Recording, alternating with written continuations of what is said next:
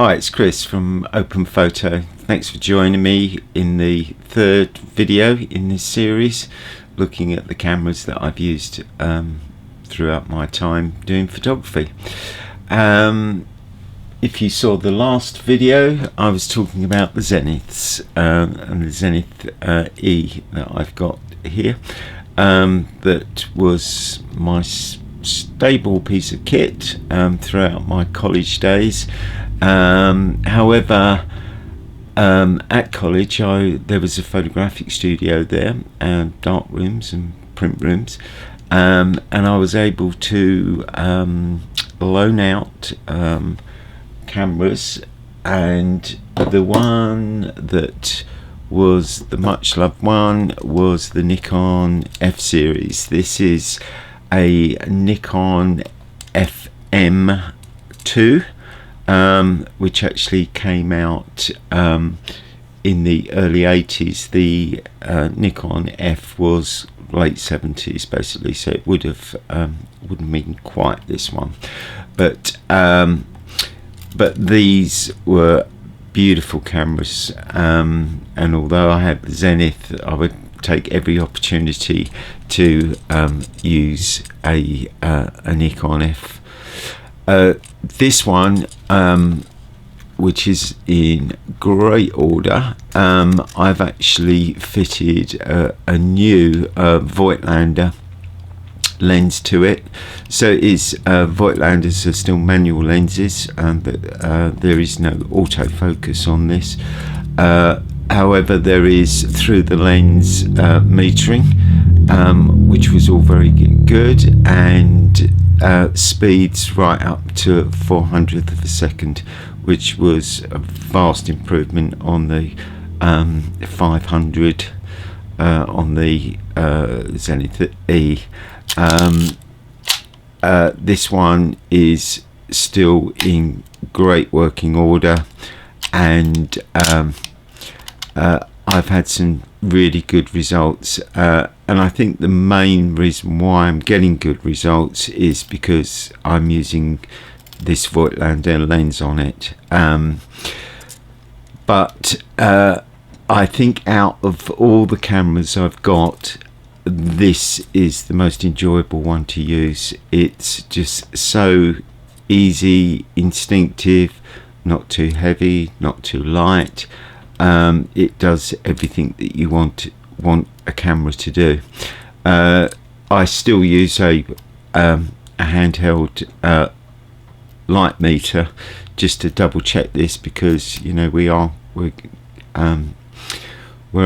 over 40 years old with this camera, so if there's one thing that's going to go wrong, it's the light meter's not as sensitive as it used to be. But really good results on that, of which I will show you some on the next section of this video.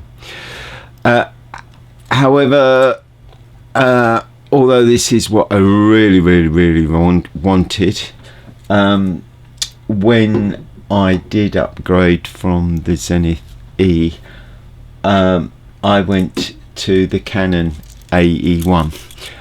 That's mainly because it was more affordable than the Nikon, and this again is a lovely example. It actually did virtually everything that Nikon did. It went up to 1,000th of a second on the shutter rather than the 4,000, but hey ho, that's what you got to compromise on. This has got a standard lens on, which went down to 1.8 up to 22, which again vast improvement on the Zenith. Really nicely made cameras. That lasted a long time for me. Again, lots of cameras that I would have really liked, but this did the job. It was affordable, and I could wish for many other cameras, but were way out of a price bracket. The one that I was really tempted to get, which was in the late 80s, was the Nikon F4, which was a real pro camera, but just too expensive. But I've got one. If you're going to get one when you can afford it. And now this was a second-hand one. Again, it's in top condition. I've put another Voigtlander lens on this for the manual, because again, there's no automatic focus on the F4, but it was a real step up. This had the motor drive all built into it. If we can get it going, lovely moto sound. You could put it on continuous shooting. If I put it, and you had the motor rewind on it.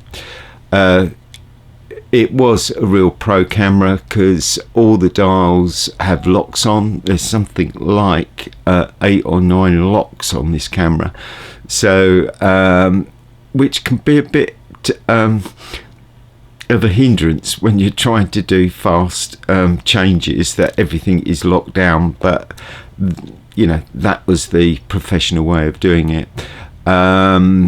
Shutter speed up to 0.008 of a second, which huge advancement. Also exposure compensation on this as well. The only downfall about this camera, it is weighs like a brick. It is so heavy, and I've actually just got the small Voigtlander lens on this one. If you can imagine having a large lens on it, it would really break your neck if you got it over your shoulder. But lovely to use.